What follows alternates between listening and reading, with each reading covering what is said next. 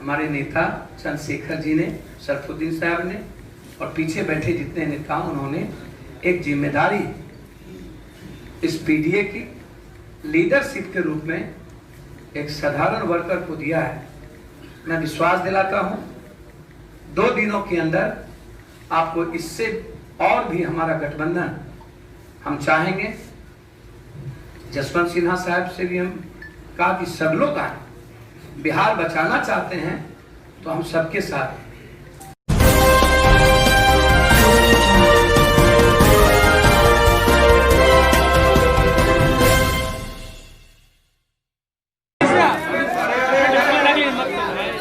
यह हो रहा था कि बिहार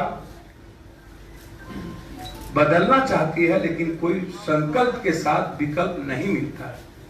विकल्प है एक नहीं, बड़ा विकल्प है। हम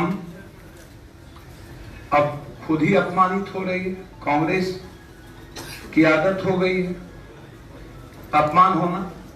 हमने कई बार कहा कि आइए स्वागत करेंगे।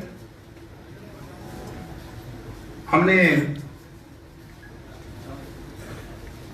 लगातार, नीतीश कुमार जी आप किसको छोड़ते हैं? आपने उपेंद्र कुशवाहा को लात मार, आप भगवान कुशवाहा को लात मार, आप शकुनी चौधरी को लात मार, आप नागमणि को लात मार।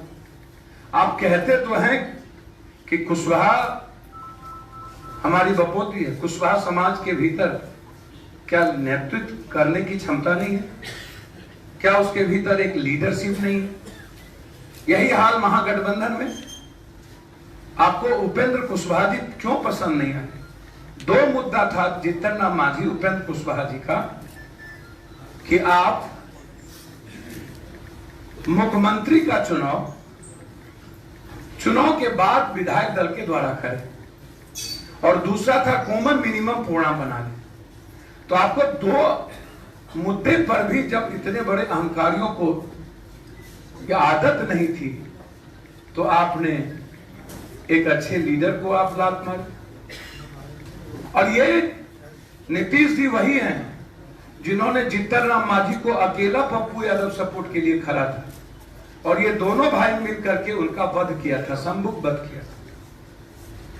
मुझे नहीं जानकारी, जीतन राम मांझी जी मेरे बुजुर्ग हैं, हालात और परिस्थितियां क्या रही मुझको नहीं जानता। अब हमारे जो सबसे बड़े 67 के हीरो थे बिहार में, रामविलास पासवान, मैं उसको पिता के रूप में आदर करता हूं, हमारा पारिवारिक रिश्ता।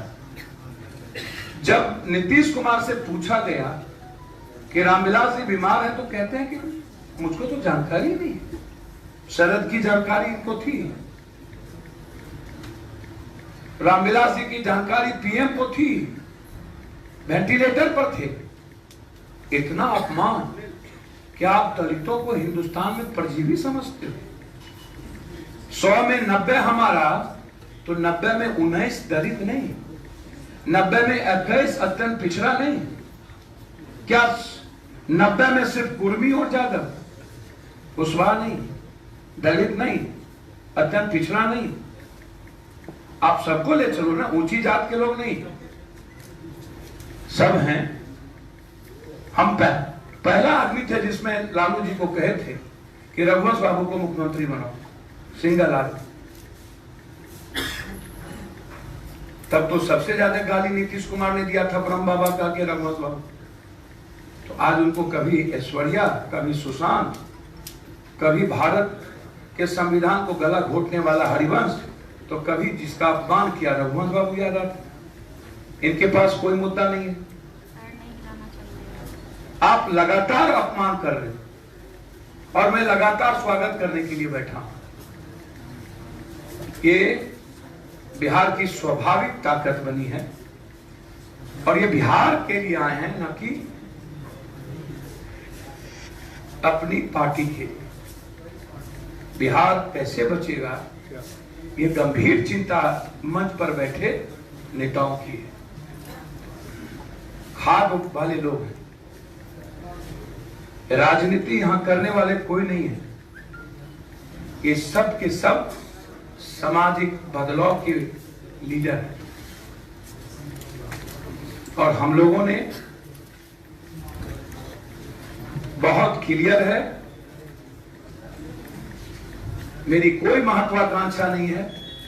हम स्वागत करेंगे उपेंद्र कुशवाहा जी का, चिराग पासवान जी का, सब लोग आए और हम स्वागत करेंगे कांग्रेस का।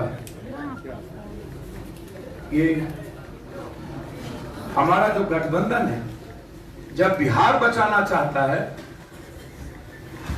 तो स्वागत में कोई दिक्कत नहीं होगी। पूरा का पूरा रास्ता क्लियर है। कोई सत्ता की लड़ाई एनडीए और यूपीए के लिए नहीं है। नीतीश आज यदि पैर पकड़ रहे हैं किसी का तो सिर्फ अपनी कुर्सी के लिए। यदि नीतीश को हैसियत होती तो अकेले लड़के दिखाते। और इस बीच में बीजेपी सबसे बड़ा शिखंडी का रोल अदा कर रही है।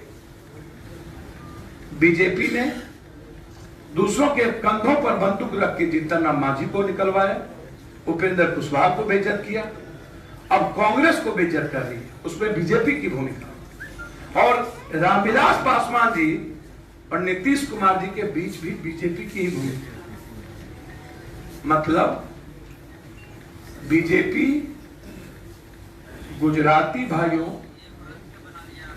का सम्मान नहीं करती। ये नरेंद्र मोदी जी गुजरात में चुन चुन के इनके मिनिस्टर ने बिहारियों को पीट के बाहर बिहार भेजा था, चुन चुन कर। कोई बिहारी नहीं था जो मारे नहीं गए थे, इन्हीं की सरकार के मिनिस्टर। और आज उनके ही फेस पर बीजेपी चाहती है लड़ना।